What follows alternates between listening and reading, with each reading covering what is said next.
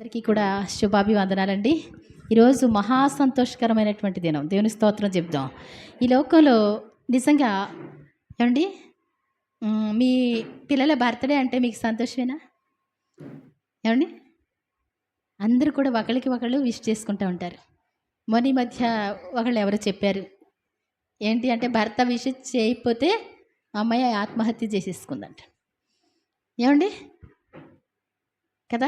మనం పుట్టినరోజు అంటే ఎదుటి వాళ్ళకి మేలు కలగాలి అది కాదు, కానీ నేను పుట్టాను కాబట్టి అదొక సంతోషం అనుకుంటారు కదా! మనం పుట్టడం వల్ల మరి తల్లిదండ్రులకి చాలా సంతోషం. దేవుని స్తోత్రం చెప్దాం. సంతోషం కాదా? ఏమండి? పిల్లలు లేని వాళ్ళు ఏమంటారు? అక్క మీ దగ్గరికి వచ్చాను ప్రార్థన చేయించుకోవడానికి. మాకు పిల్లలు పుడితే వాళ్ళని చూస్తే ఎంతో సంతోషం. అవునా కదండి? కాబట్టి నిజంగా ఎంతో ఆనందపడతా ఉంటారు పిల్లల్ని చూసి. మనం ఎదటి వారికి మేలు చేస్తామో లేదో మనకైతే తెలియదు, కానీ యేసు ప్రభువారి యొక్క జన్మదినం అనేటువంటిది ప్రజలందరికీ కలుగబో మహా సంతోషకరమైనటువంటి సువార్తమానం. దేవుని స్తోత్రం చెప్దాం. ఆ వార్తను ఎవరికి చెప్పారు అంటే, ఎవరికి చెప్పారండి? లూకాసు వార్త 2వ అధ్యాయంలో చూస్తే కనుక ఒకసారి చూడండి అమ్మ. ఒకసారి నేను ఎంతో చెప్పనండి, కిరణ్ గారికి ఇస్తా. చక్కటి వాక్యం చెప్పే ఆయన ఉన్నారు. కానీ ఒక విషయం ఏంటి అంటే, మరి నాకు అనిపించింది అందరూ కూడా ఆడపిల్లలకి కేకులు తెచ్చి కట్ చేస్తున్నారు కదా, నేను కూడా చెప్పి చేయించుదాం అని ఆశపడ్డానండి. ఏమండి? అనుగారికి ఏమండి కొంచెం పెద్ద కేక్ కావాలి అని చెప్పాను. చెప్తే 9 గంటలకు ఇస్తా అన్నాడు అంటండి. వాళ్ళు బయలుదేరి తీసుకొచ్చేద్దాం అనుకున్నారు. తీరా చూస్తే 11 గంటలు అయిందంటండి. మనకి ఈ టైం అయింది. మేమన్న మాటని మీకు నెరవేర్చలేకపోతున్నందుకు క్షమించాలని కోరుకుంటున్నాను. నేను పెట్టేయాలనుకున్నానండి 1 గంటలకు మీకు భోజనం పెట్టాలనుకుంటున్నాం, కానీ నీరసంగా ఉన్న వాళ్ళకి ఆప్షన్ ఇస్తున్నాను, అక్కడ పెట్టేయమని చెప్పాను. మీరు ఎవ్వరు కూడా బాధపడద్దు. ఏమండి? కొంచెం కూర్చోగలిగిన వాళ్ళు కొంచెం మంచి మెసేజ్ వింటారనే ఆశతో కొంచెం పొడిగిస్తున్నాను. మీరు భోజనం చేసేవాళ్ళు చేసేసుకోవాలని. మీరు అక్కడ ఉన్నా సరే ఏం మాట్లాడకుండా చక్కగా భోజనం చేసుకుంటూ వింటే అది కూడా మీ ఆత్మకు బలమే. ఏమండి? ఎలాగో అలాగా. ఏమండి? పిల్లల్ని అన్నం తినిపించేటప్పుడు ఏం చేస్తారండి? అది చూపిస్తారు, ఇది చూపిస్తారు. ఎలాగో అలా అన్నం తినాలి వాళ్ళు. ఏమండి? మీరు ఇక్కడ కూర్చొని నీరసంగా కూర్చొని ఎప్పుడు ముగిస్తారా బాబు అని వినడం అది మంచిది కాదు, కానీ మీరు అక్కడ పలావ్ తినుకుంటా విన్నారనుకోండి, అదైనా మంచిది నా దృష్టిలో. మరి ఏమండి? అది క్రమం లేదు అని వచ్చేమో. ఇంకా ఎదగిన పిల్లలకి క్రమం అనేటువంటిది తెలియదు. చంటి పిల్లలకి క్రమం అనేటువంటిది తెలుస్తుందండి? చిన్నపిల్లలకి తెలుస్తుందా? తెలవదు కదా. వాళ్ళు పెద్ద ఎదిగిన తర్వాత నేర్చుకుంటారు వాళ్ళు కూడా. మాకంటే భక్తిపరులు అవుతారు మీరు కూడా. దేవుని స్తోత్రం చెప్దాం. అర్థమవుతుందండి?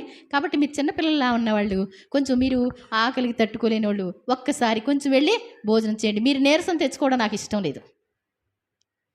మాకులాంటి వాళ్ళకి మా మనసుకి ఒక్క మాట తెలుసండి, ప్రార్థన అయ్యే వరకు కూడా అదేం మాట్లాడదు. మీరు 3 రోజులు ప్రార్థన పెట్టినా మా మనసు మాట్లాడదు, నేను చెప్పగలను. ఏమండి? అర్థమవుతుందండి? మా మనసుకి ఏంటి ఇంకా అది కంటిన్యూ అవుతుంది. కాబట్టి ఏంటంటే మీరు నా మాట వినుకుంటే అలాగే కూర్చున్నారంట. ఒక చిన్న పల్లవ పాడమన్నారు, అందరూ వెళ్ళేవాళ్ళు వెళ్ళొచ్చు అంటండి. నేను సరదాగా పాడుకుంటూ ఉంటే మీరు లేచి వెళ్ళాలని కోరుకుంటున్నామండి. మీరు తిన్న తర్వాత వచ్చి కూర్చోవచ్చు. అర్థమవుతుందండి? దేవుడు చాలా ప్రేమికుడు. దేవుని స్తోత్రం చెప్దాం. గాలిలో పాట మ్రోగింది, నింగిలో తార వెలసింది.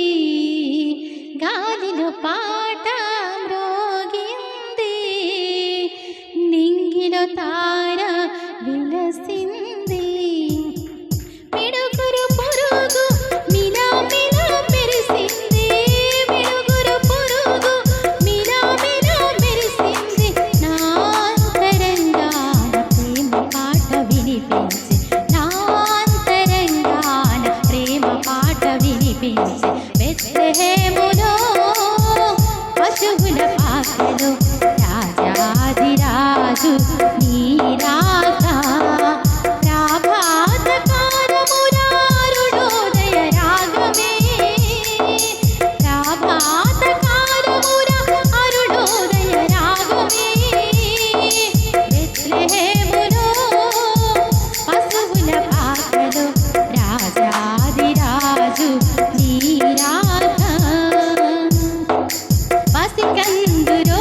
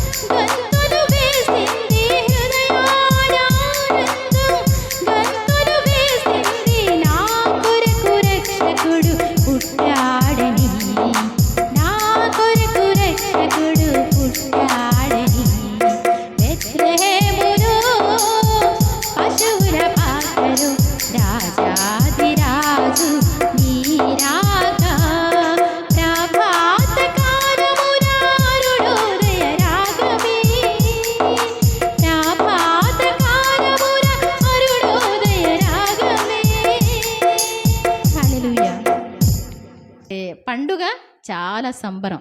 దేవుని స్తోత్రం చెప్దాం.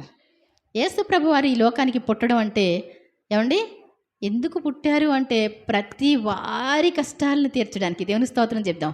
ప్రతి వారి బంధకాలు తెంచేయడానికి, ప్రతి వారి దుఃఖాన్ని నాట్యంగా మార్చడానికి.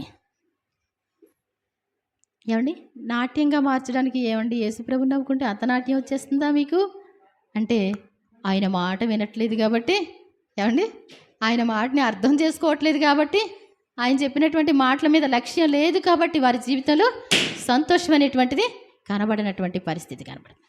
కాబట్టి నిజంగా యేసు ప్రభు యొక్క రాక ఈ భూమి మీద ఎంతో సంతోషం. ఈ పర్ణశాల పండుగ మాకు వాక్యం కరెక్ట్గా లేఖనాలతో తెలుసు కాబట్టి పర్ణశాల పండుగలో యేసు ప్రభు వారు పుట్టారు అంటే ఏంటి అంటే మీరు అవునన్నా కాదన్నా, ఎవరు వచ్చినా రాకపోయినా, ఏకీభవించినా ఏకీభవించకపోయినా ఈరోజు పుట్టినరోజు. దేవుని స్తోత్రం చెప్దామండి. ఏమండి 7వ నెల 15వ దినం అని చెప్పారండి. మరియా 10వ నెలలో గర్భవతి అయితే ఏమండి ఆ 10వ నెల నుంచి 12వ నెల వరకు 2 నెలలు. ఇప్పుడు 7వ నెల 15 రోజులు, 9 నెలల 15 రోజులకి యేసు ప్రభు వారు కరెక్ట్ పుట్టారు. దేవుని స్తోత్రం చెప్దాం. మరి అది చిన్న చక్కటి లెక్క ఉంటుంది అనమాట అండి. కాబట్టి అందుకోసం ఈ పర్ణశాల పండుగ ఒక డేట్ అంటూ మనకు తెలిసింది అనుకోండి పుట్టినరోజుది, ఏమండి ప్రక్కన వాళ్ళు ఇంకేదన్నా సరే ఏమనిపిస్తుంది, అది కరెక్ట్ కాదనిపిస్తుంది. అవునా కదా, మనకు తెలుసు అనుకోండి.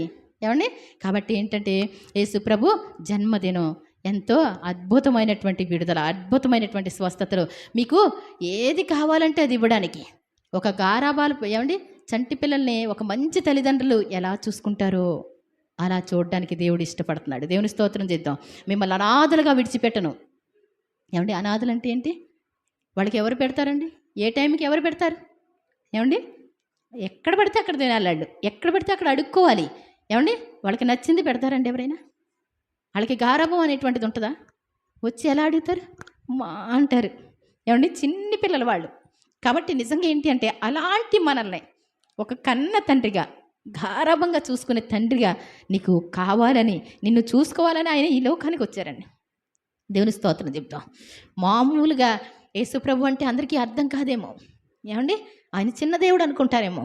ఏమండి ఆయన గొప్ప దేవుడు అండి, మామూలు దేవుడు కానే కాదు. అసలు మోషేతో అంటారు, మోషే నీతో నేను మాట్లాడుతున్నాను కదా, వాళ్ళందరూ కూడా నేనే నీతో మాట్లాడుతున్నానట్టు వినాలి కదా, వాళ్ళు వింటే అప్పుడు నీకు భయపడతారు, అప్పుడు నేను చెప్పినట్టు నీకు వాళ్ళు నీ మాటకి లోబడతారు. కాబట్టి నువ్వేం చేస్తావు అంటే వాళ్ళందరినీ ఒకసారి ఈ యొక్క పర్వతానికి సమకూర్చు, అప్పుడు నేను ఆ పర్వతం మీదకి దిగి వచ్చి నేను మాట్లాడతాను అన్నారు.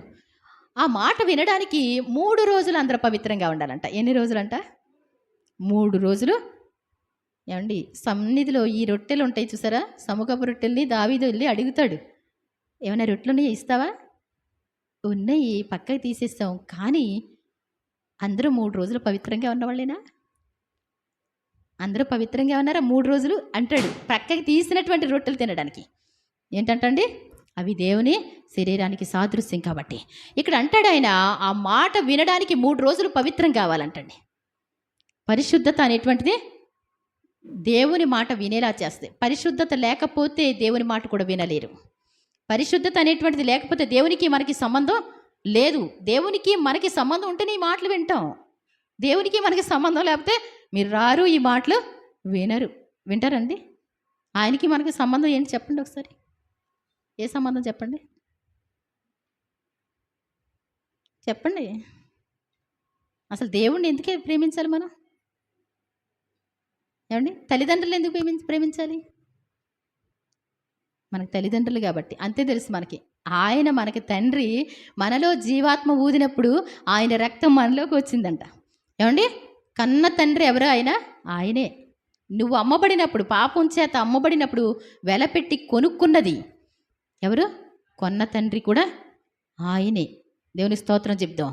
ఆయన అస్సలైన రక్త సంబంధి. ఎవరండి? రక్త సంబంధి అంటే చాలా వాల్యూ ఉంటుంది కదా. వాళ్ళు ఎంత ఎలాంటి వాళ్ళైనా సరే రక్త సంబంధులు అంటే రెండు అంటారు కదా. కాబట్టి యేసు ప్రభు నిజమైన రక్త సంబంధి. అది మనకు తెలుసుంటే కనుక ఆయన కోసం వెనక తీయలేమండి. దేవుని స్తోత్రం చెప్దామండి. కాబట్టి నిజంగా మరి యేసు ప్రభు వారు ఈ లోకానికి వచ్చి రక్షించడానికి వచ్చారు. ప్రజలందరికీ కలుగుబోవు మహాసంతోషకరమైనటువంటి సువార్తమానం ఈ వాక్యం దేవుని స్తోత్రం చెప్దాం. ఆయన రాక కానీ అందరూ ఆస్వాదించగలరండి? ఎవరి పనిలో వాళ్ళు, ఎవరి సాకులు వాళ్ళు, అవునా కదా? ఎవరు సమస్యలు వాళ్ళకి. ఏమండి, సమస్యలు తీరిపోయిన రోజు ఎప్పుడైనా ఉంటుందా? మేము పండుగలో పాల్గొనలేమండి. పండుగలో కానికిద్దామని మనసు ఉంటుందండి, కానీ ఏమండి ఇప్పుడు మా నాన్నగారు చెప్పారు చూసారా, ఏమండి అందరూ పాల్గొంటున్నారు కాబట్టి చేయగలుగుతూ ఉంటాం. దేవుని స్తోత్రం చెప్దామండి. మరి ఈరోజు భోజనాలు ఎవరి అండి? ప్రతి సంవత్సరం నేను ఒక ₹1,00,000 చీటీపాట వేసేసుకొని అక్కడ పెట్టుకొని ఉంచుకునేదాన్ని. ఎవరు వేసినా వేయకపోయినప్పటికీ కూడా వారం రోజులకి సరిపడా మొత్తం సరుకులు తెచ్చేసి ఇప్పటికైనా తెచ్చేసానండి. వాళ్ళ భోజనాలు అయినప్పటికీ కూడా ఒకవేళ మధ్యలో అందరూ వస్తారో రారో తెలియదు, కానీ నాకు అలవాటు అది. మొత్తం ఇంటి నిండా సరుకులు ఉంటాయి మీరు చూసుకుంటే. మధ్యలో వండి పెట్టడానికైనా సరే ఏమండి ఆయన ఇంటికి వచ్చిన వాళ్ళు భోజనం చేసి వెళ్ళాలి అనేటువంటిది నా యొక్క మనసు. కాబట్టి ఆ ధన్యత వాళ్ళు తీసుకున్నారు. ఏమండి నాకు భారం పోవడం కాదండి. ఏమండి ఆ ఛాన్స్ ఎవరు తీసుకున్నారు?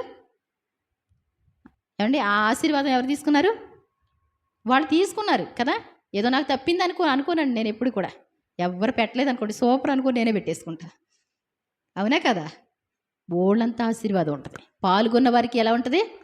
ఎవరు ఎంత చేశారో ఈ పేద విధవరాలు ఇక్కడ కానుకేసింది అంటే ఆయన చూశారు.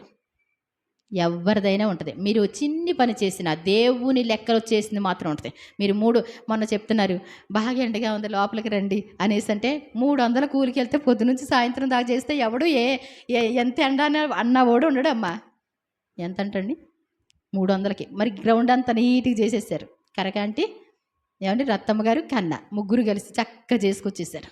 దేవుడు ఆశీర్వదించడా? ఒక్కరోజు వాళ్ళు చేసింది. ఒకవేళ ఒక కూలి అనుకోండి సపోజ్, ఏమండి దేవుడి కోసం ఏది చేసినప్పటికీ కూడా ఆశీర్వదిస్తాడు దేవుడు. దేవుని స్తోత్రం చెప్తాం. మీరు వస్తే ఆశీర్వాదం. ఆయన మాటలు వినాలని ఆయన ఎంతో కోరుకుంటా ఉన్నాడంట. ఈ పండుగలకు కూడా రావాలని కోరుకున్నాడంటండి. ఈ పండుగలకు మీరు తప్పనిసరిగా రావాలంటండి. తప్పకుండా అటెండ్ అవ్వాలన్నాడు దేవుడు. అంతేగాని సరదాగా పెట్టట్లేదండి. మిమ్మల్ని ఉపవాస పండుగలని పెట్టను, ఆశీర్వాదపు పండుగలని రమ్మని చెప్పను. ఏమండి ఇంకా రకరకాల పేర్లు పెట్టి నేనేం చెప్పను. యేసు ప్రభు జన్మదినం, యేసు ప్రభు మరణదినం, ఏమండి 8 రోజులు 7 రోజులు, ఆ తర్వాత ఇంకేంటంటే పెంతెకొస్తు పండుగ, పరిశుద్ధాత్ముడు దిగి వచ్చినటువంటి పండుగ. అంతేనా కదా? బైబిల్లో ఏదైతే ఇవ్వబడిందో అది మీకు భారమేమీ కాదని దేవుడే చెప్పాడు, నేను చెప్పడం కాదు. ఏమండి కాబట్టి ఏంటంటే తప్పకుండా అటెండ్ అవ్వాలంట. మరి యేసు ప్రభు వారు ఎంత గొప్ప దేవుడు అనేటువంటిది మరి ఒక్కసారి చూద్దామండి. మీకా గ్రంథంలో ఒకసారి మీకా గ్రంథం 1వ అధ్యాయము చిన్న మొక్క మీకు చదివి ఎంతో కదండి, అంటే ఆయన ఎంత గొప్పవాడు అని చెప్పడానికి నాకు ఎంతో సంతోషం. అది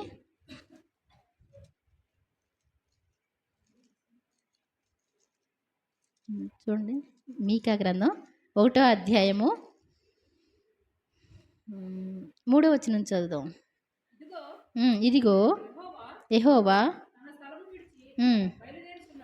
యెహోవా తన స్థలము విడిచి బయలుదేరుచున్నాడు. దేవుడు అంటండి తన సింహాసనం మీద ఆసీనులుగా ఉన్నటువంటి ఆయన తన స్థలం విడిచి బయలుదేరుతున్నారు. దేనికంటే సాక్ష్యం పలకడానికి.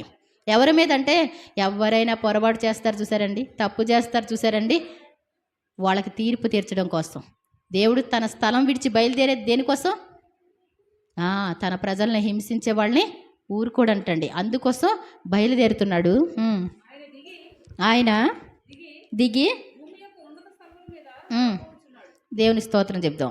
ఆయన ఎక్కడ దిగి అంటే పరలోకం నుండి దిగి భూమి యొక్క ఉన్నత స్థలాల మీద, అంటే పెద్ద పెద్ద పర్వతాలు ఉంటాయి కదండి, అక్కడ ఆయన అలా అడుగు పెట్టబోతున్నారంట. భూమి మీదకి అడుగు పెట్టేశారు. యేసుప్రభువారు మనిషి రూపం దాల్చి వచ్చేసారు. అంతకు ముందు జరిగినటువంటి విషయం ఇది. ఏమంటే సాక్ష్యం పలకడానికి వస్తూ ఉన్నారు. ఆయన తన స్థలం విడిచి పర్వతాల మీదకి, భూమి యొక్క ఉన్నత స్థలాల మీద అడుగు పెట్టడానికి పెడుతున్నారంట. నడవబోచున్నాడు. ఆయన నడువగా ఆ పర్వతాలు ఏంటంటండి, ఆయన జస్ట్ అడుగేస్తే పర్వతాలన్నీ కరిగిపోతా ఉన్నాయి అంటే, పెద్ద కొండలా ఉన్నాయన్నీ ఇలా కరిగిపోయి నీళ్ళ వెళ్ళిపోతున్నాయంట. దేవుడు అంటే, యేసుప్రభు అంటే చాలా సింపుల్ అనుకుంటారు కదా, చిన్న దేవుడు అనుకుంటారు కదా, మనకంటే తగ్గించుకున్నాడు అనుకుంటారు కదా. ఆయన పర్వతం మీద అడుగు పెట్టి అడుగు వేస్తే పర్వతాలు ఏమైపోయినాయి అంటండి, టక్మని మొత్తం అంతా నీళ్ళ కరిగిపోయి ప్రవహించిపోతున్నాయి అంటండి. అగ్నికి మైనం కరిగినట్లు కరిగిపోతాయి అంట, లోయలు విడిపోతాయి అంటండి అడుగేస్తే. వర్షం కురిసినప్పుడు రేకుల షెడ్ మీద నీళ్ళు ఎలా వెళ్తాయండి? వాటం మీద పోసినటువంటి నీరు వెళ్ళిపోయినట్లు పర్వతాలు, కొండలు, లోయలు అన్నీ కూడా ఏమైపోతాయి? ప్రవహించడం మొదలు పెడతాయి అంట. దేవుడు అంటే మామూలు దేవుడు కాదు ఏమండి. దేవుడు తన స్వరాన్ని వినిపించడానికి 3 రోజులు పవిత్రంగా ఉండమని చెప్పాను కదా. ఆ స్వరం విన్నప్పుడు వాళ్ళ చెవులు ఏమైపోయినాయి అంటండి ఏమండి? గళ్ళు పడిపోయినట్టు. మోషే ఇంక నువ్వే విను, మాతో చెప్పంతే, ఆ స్వరాన్ని మేము వినలేమన్నారు. మీరు స్వరాన్ని విన్నారు కానీ ఏ రూపాన్ని చూడలేదు, అందుకోసం మీరు ఏ రూపము చేసుకోవద్దు అని చెప్పాడు ఆయన. ఇక్కడ చూస్తే కనుక ఈయన అడుగు పెడితే, నడిస్తే పర్వతాలన్నీ ఏమైపోతున్నాయి? కరిగిపోతున్నాయి. మరి అలాంటి ఆయన తన్ను తాను తగ్గించుకుని ఏమండి వచ్చారంటండి. ఎలా తగ్గించుకొని వచ్చారంటండి? సత్రం దగ్గరికి వెళ్ళారు పాపం ఏమండి. మరి అమ్మగారికి నొప్పులు వస్తూ ఉంటే సత్రం దగ్గరికి వెళ్ళి, అమ్మ కొంచెం చిన్నపిల్ల ఏమండి తల్లడిల్లిపోతుంది, ఒక్కసారి కొంచెం స్థలం ఇస్తారా? తలుపు తీసి తలుపేసాడు. ఎక్కడ చూసిన స్థలం అనేటువంటిది దొరకలేదంటండి. ఎక్కడ ఉండడానికి అవకాశం దొరకలేదు వాళ్ళకి. ఎంత చలి, భయంకరమైనటువంటి పరిస్థితి. అలాంటి పరిస్థితులు ఎక్కడికి తీసుకెళ్లారంటండి? పశువుల పశువుల పాకలోకి తీసుకెళ్తే అక్కడ చిన్ని తొట్టుంటే ఆ తొట్టిలో పడుకోబెట్టారంటండి. దేవుని స్తోత్రం చెప్దాం. ఎంత గొప్ప దేవుడు, ఎంత తగ్గింపు కోసమే ఆయన ఆ ప్రజాసంఖ్య వ్రాయబడ్డానికి వెళ్ళడం జరిగింది. అంత తగ్గించుకొని ఉండడం కోసం ఏమండి. బెత్లెహేము గ్రామం ఎంతో పుణ్య గ్రామము, యేసురాజు కేసి పెట్టే పశుల కొట్టము. ఏంటంటండి ఆ రోజున పశువుల తొట్లో ఏమండి పడుకోబెడితే అదే గొప్పదైపోయింది ఈ రోజున ఏమండి. మరి కనీసం మనం ఎంతవరకు దేవునికి స్థానం ఇవ్వగలుగుతున్నాం? ఎంతవరకు దేవుని మాట వినగలుగుతున్నాం? ఆయన చిన్నవాడు కాదు. నువ్వే తప్పు చేసినా చూస్తూ ఉంటే ఏమండి అలా ఊరుకుంటున్నాడు అంటే చిన్న దేవుడు కాదు. ఎందుకంటే చాలా ప్రేమమూర్తి. నీ అంతటి నువ్వు తెలుసుకుంటావని ఇష్టపడతా ఉన్నారు. నీ కోసం ఎదురు చూస్తూ ఉన్నాడు ఆయన. నీ హృదయంలోకి రావాలని, నిన్ను బాగు చేయాలని ఇష్టపడతా ఉన్నాడు. ఒక కన్న తల్లి వ్యభిచారి అయినటువంటి కుమారుడు లేకపోతే త్రాగుబోతైనటువంటి కుమారుడు కోసం మారడం కోసం ఎంతో ఎదురు చూస్తూ ఉంటుంది. చూడరండి, చూస్తారు. అలాగే నీ కోసం దేవుడు ఏం చేస్తున్నారు? నిన్ను కఠినంగా శిక్షించడానికి కాదండి. దేవుడు ప్రేమామయుడు ఏమండి. ఆ ప్రేమలో ఏది కూడా మనం ఏమాత్రం కూడా నిజంగా దేవుని నిర్లక్ష్యం చేయొద్దు. ఆయన నీ కోసమే ఇంత దీనుడిగా రావడం దేనికోసం? ఎవరి కోసం అండి? కుమారక్క పండగ చేస్తుంది అనేసి అంటే వెళ్ళి పాల్గొని వచ్చేద్దాం ఏమండి? నీ కోసమే వచ్చాడు ఆయన. ఇక్కడ ఎంతమందిలో ఒకవేళ 100 మంది వచ్చున్నారనుకోండి, అందులో ఒక్కళ్ళకైనా హృదయపూర్వకంగా నా కోసమే ప్రభువా ఏమండి, నా కోసమే మీరు దిగి వచ్చారు అంటే వాళ్ళ హృదయం వాళ్ళకి తెలుసా తెలియదండి. నన్ను ముట్టింది ఎవరే అని చెప్పాడు ఆయన ఏమండి. ఒక్కళ్ళు జనసమూహాలు నీ మీద పడతా ఉంటే నన్ను ముట్టింది ఎవరు అంటాడేంటి అంటే ప్రభావం నాలోంచి వెళ్ళింది.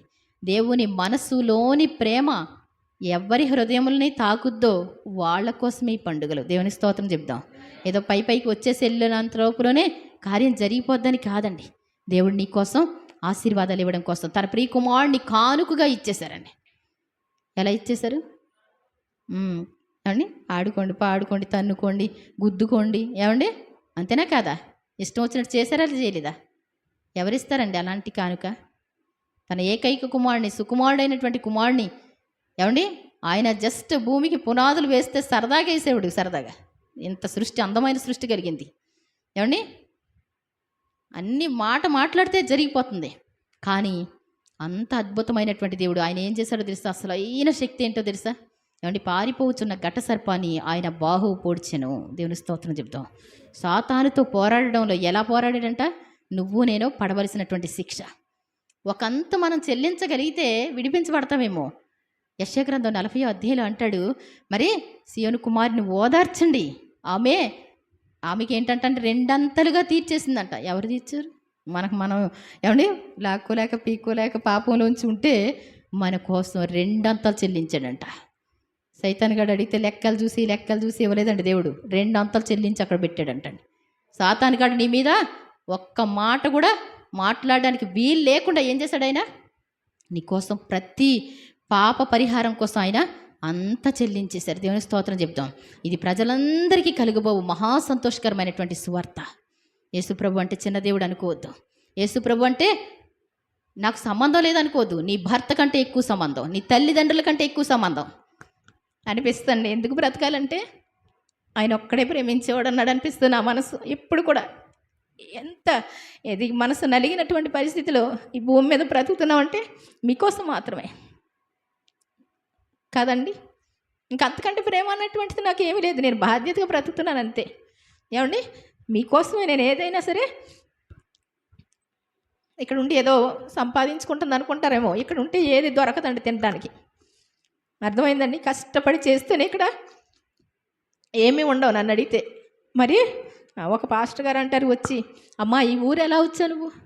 ఒక్క ఇడ్లీ దొరకట్లేదు కదా. ఏమండి, దొరుకుతాయండి ఇక్కడ? ఏమండి, యేసుప్రభు తన వైభవమే వదిలిపెట్టి దేనికోసం వచ్చాడండి? మన కోసం వచ్చాడు ఆయన.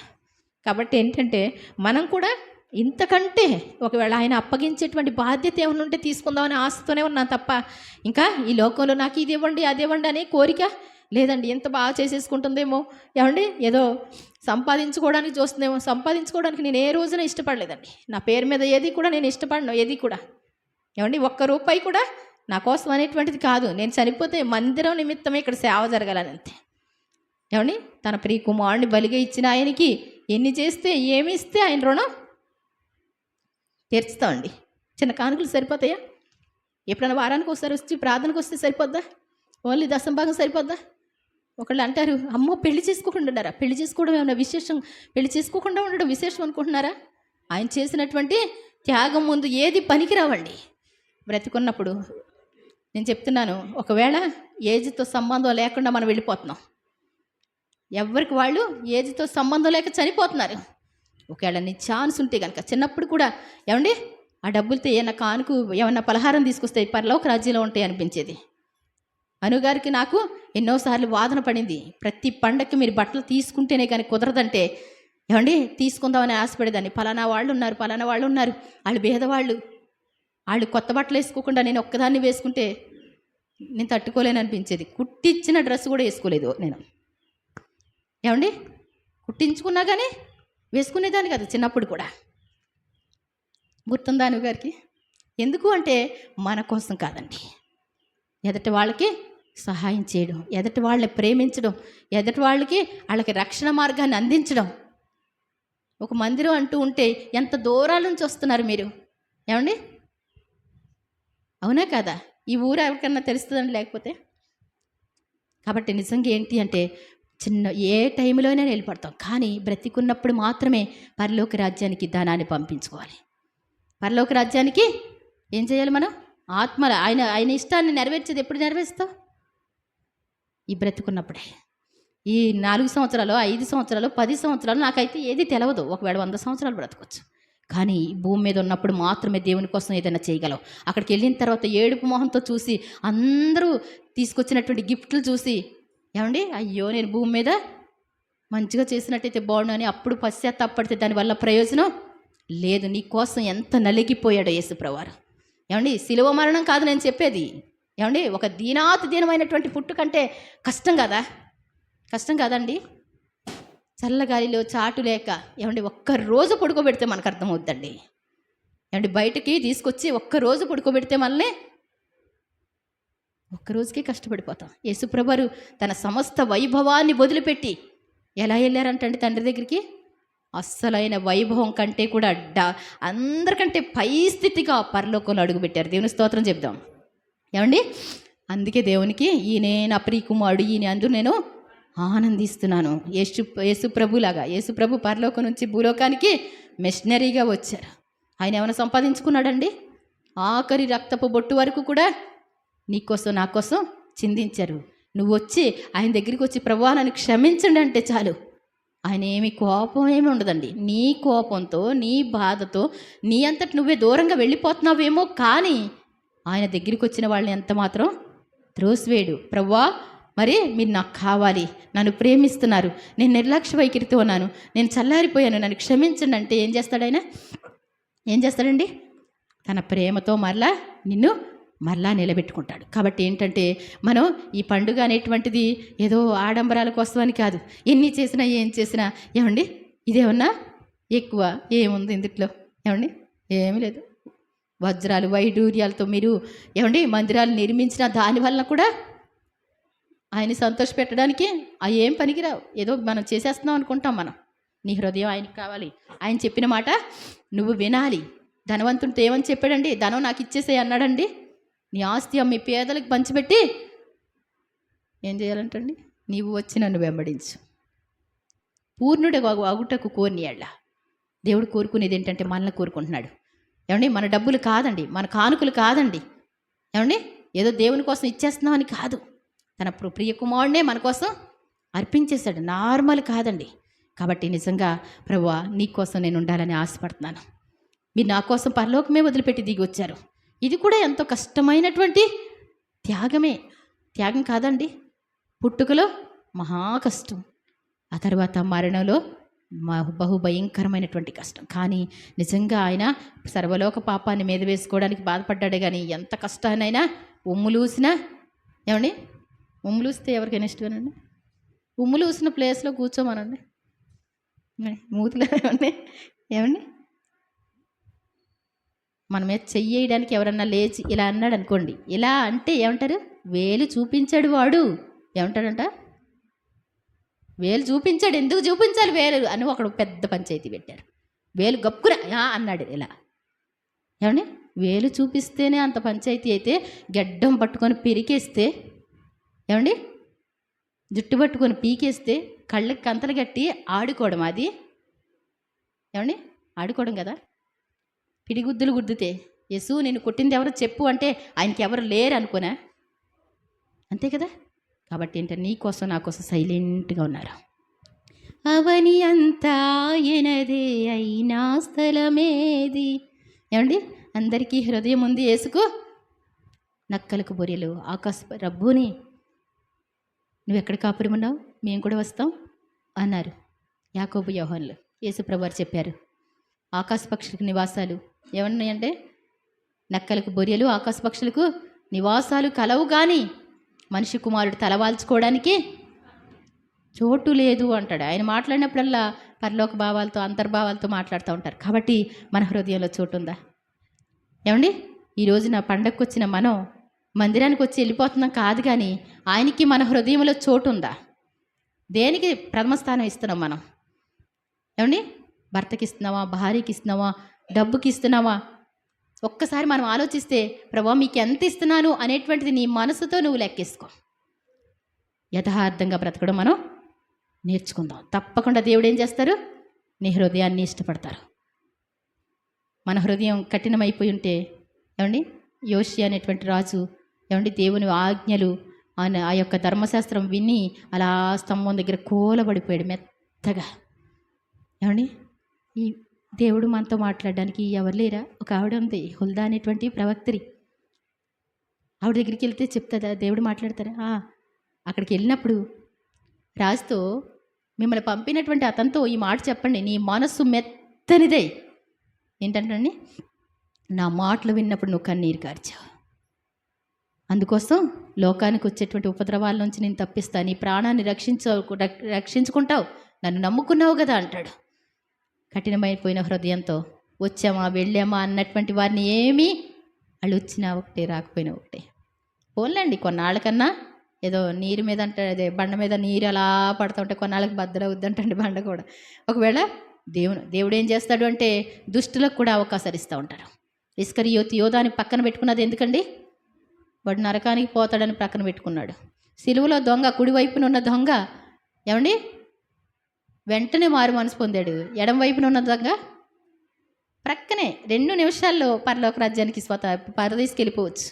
కానీ ఛాన్స్ వచ్చింది కానీ వినియోగించుకోవాలి. కాబట్టి ఏంటంటే నీకు మందిరానికి వచ్చే అవకాశం ఉంటే, ఒకవేళ మందిరంలో ఉండడం మంచిదే, నాకు ఉందండి అని చెప్పి పట్టించుకోకుండా ఉంటే కాదండి. ఎలా ఉండాలి? అప్పుడు దాకా దొంగతనం చేసిన ఒక్కరోజు పశ్చాత్తాపడ్డాడు, ఆ క్షణాలు తన జీవితం ధన్యమైపోయింది. కాబట్టి ఏంటంటే దేవుడంటే ఎప్పుడు కూడా ఎలా ఉండాలంటే మొదటి ప్రేమ అంటాడు. మొదటి ప్రేమ. దేవుడు కోరుకునేది ఏంటంటండి, నీ పూర్ణ హృదయంతో, నీ పూర్ణ ఆత్మతో, నీ పూర్ణ బలంతో, నీ పూర్ణ వివేకంతో, నీ పూర్ణ జ్ఞానంతో నీ దేవుడైన యెహోవాను ప్రేమించాలంటండి. ప్రేమించాలి. నీకు ఇచ్చిన అవయవాలన్నీ ఎవరి అండి? ఆయన చెప్పినట్టు మనం చేయి కాబట్టి ప్రతీదీ రోగాలే. ఏమండి, నీ ఆహారాన్ని, నీ పానీయాన్ని నేను దీవిస్తాను అంటాడు. దేనికి? ఆయన మాట వింటే దీవిస్తాడు. నీకు అన్నీ ఆరోగ్యంగా, నువ్వు సమ్మతించిన మాట వింటే భూమి యొక్క మంచి పదార్థాలు అనుభవిస్తారంటాడు. ఆయన మాట వినాలండి, ఆయన్ని ప్రేమించాలి. ఆయనకంటే ఎక్కువేం కాదు. ఏమండి, ఒకవేళ ఈరోజే 1,00,000 రూపాయలు ఏదన్నా ఆప్షన్ వచ్చింది అనుకోండి, ఏం చేస్తారండి? 1,00,000 రూపాయలు కూడా అక్కర్లేదండి నా మోకం. ఏమండి, ఏదైనా చిన్న నష్టం అంటే ఏం చేస్తారు? అంతే సంగతులు. కాబట్టి దేవుని సన్నిధిలో నేను కోరుకునేది, దేవునికి ఎప్పుడు కూడా ఏమండి ప్రాణమిల్లేది. ఎందుకు అంటే ఏమండి, అందరూ వచ్చినా రాకపోయినా నేను నీ మందిరం లేకుండా నేను అస్సలు బ్రతకలేను. ఏమండి, దెబ్బలాడేదాన్ని దేవునితో, నీ మందిరం లేకుండా నేను ఉండలేనని నీకు తెలుసు కదా. ఎదురుగుంట ఇంట్లోకి అన్నయ్య పెడితే నిజంగా కోరుకున్న దాన్ని దేవుడు చేశాడు. దేవుని స్తోత్రం చెప్దాం. ఎవరు అనుసరించినా అనుసరించకపోయినా డేట్లు చూసుకుంటాం, చేసుకుంటాం, మోకరిస్తాం, ప్రార్థన చేసుకుంటాం. ఏమండి, దేవుడు మనల్ని ప్రేమిస్తే మన మధ్యకి మందిరాన్ని తీసుకొస్తారంట. దేవుని స్తోత్రం చెప్దాం. మందిరానికి నిన్ను తీసుకొచ్చాడు అంటే నిన్ను ప్రేమిస్తున్నాడు అని అర్థం. గుర్తుపెట్టుకో. ప్రభువా, మరి ఈ పండుగ దినాలు అనేటువంటివి లోకంలో ఉన్న పండుగలు కాదండి. ఆ పండుగలను బట్టి ఈ పండుగలు తీసేయొద్దు. ఈ పండుగలను బట్టే ఆ పండుగలు వచ్చినాయి. కానీ అసలైన పండుగ యేసు ప్రభు వారి జన్మదినం, యేసు ప్రభు యొక్క మరణదినం, పరిశుద్ధాత్ముడు భూలోకానికి దిగి వచ్చినవే అసలైన పండుగలు. మన పుట్టినరోజులు, మన చనిపోయిన రోజులు, మన జ్ఞాపకార్థాలు నా మోకం అయ్యాయి. ఏమండి, అట్లా ఏమీ లేవు. అర్థమవుతుందండి? ఎలా ఉన్నా ఏమీ అవ్వదు. మొదటిగా మా దేవుడితో మాత్రమే కాపాడుకోవాలి. దేవుడు ఏది చెప్తే అది ఒక్కటే చెయ్యాలి. మనుషులకి ఏం చేస్తారండి, అమ్మో వాళ్ళు ఏమనుకుంటారో, ప్రార్థనకు రాకపోతే ఏమవుదో, వాళ్ళు ఏమనుకుంటారో, వెళ్ళకపోతే, పిలిచారు కాబట్టి వెళ్ళకపోతే, ఏమండి ఏం చేస్తారండి? మనుషులు ఏం చేస్తారు? ఏం చేయలేరు కదా. దేవుడు చెప్పిన మాట గౌరవించడం మంచిదా కదా? ఇది అన్యాచారాలు కదండి. చెప్పడానికి, కొటేషన్లు చెప్పడానికి ఈ సమయం అస్సలు సమయం కాదు. కాబట్టి ఏంటంటే బైబిల్లో మనం ఎన్నో వారాలను చెప్తాం. అన్నిట్లోంచి కూడా మీరు యూట్యూబ్లో ఉంచి కొట్టుకొని చూసుకున్నా మీకు అర్థమవుతుంది. ఆయన సన్నిధిని కనబడమని చెప్తారు. ఈ మాటలు ఆయన కరెక్ట్గా వినాలని కోరుకుంటారు. ఒకవేళ రాలేకపోతున్నామేమో, కానీ ఈ పండుగలోనైనా దేవుని సన్నిధిలో కనబడతామని ఆయన ఆశ. ఆయనకి ఎంతో సంతోషం. మీ పిల్లలు మీ ఇంటికి వస్తే మీరు ఎలా సంతోషపడతారో, ఆయన ఇంటికి మీరు వచ్చారు కాబట్టి ఆయన సంతోషపడుతున్నారు. ఆయన కోసం మీరు చిన్న పనులు చేసినా ఏం చేస్తాడు? ఆయన నిన్ను సంతోషపడి నిన్ను ఆశీర్వదిస్తాడు. తప్పకుండా మిమ్మల్ని ఆశీర్వదిస్తాడు దేవుడు. దేవుని స్తోత్రం చెప్దాం. దేవుని కోసం వచ్చిన మీ ప్రయాస ఏమాత్రం వ్యర్థం కాదు. మీరు సంవత్సరాలు సంపాదించలేనటువంటి ఆశీర్వాదం ఈరోజు మీ జీవితంలో ఉంటుంది. దేవుని స్తోత్రం చెప్దాం. కాసేపు దేవుని సన్నిధిలో ఉన్న 1000 దినాల ఆశీర్వాదం కదా. 3.5 సంవత్సరాలు మీరు బయట కష్టపడితే ఒకవేళ ఆ సంపాదన మీకు వస్తుందో రాదో నాకైతే తెలియదు, కానీ ఈ ఆశీర్వాదం మాత్రం మీకు తప్పకుండా ఉంటుందని మనం చేసుకుంటున్నాం.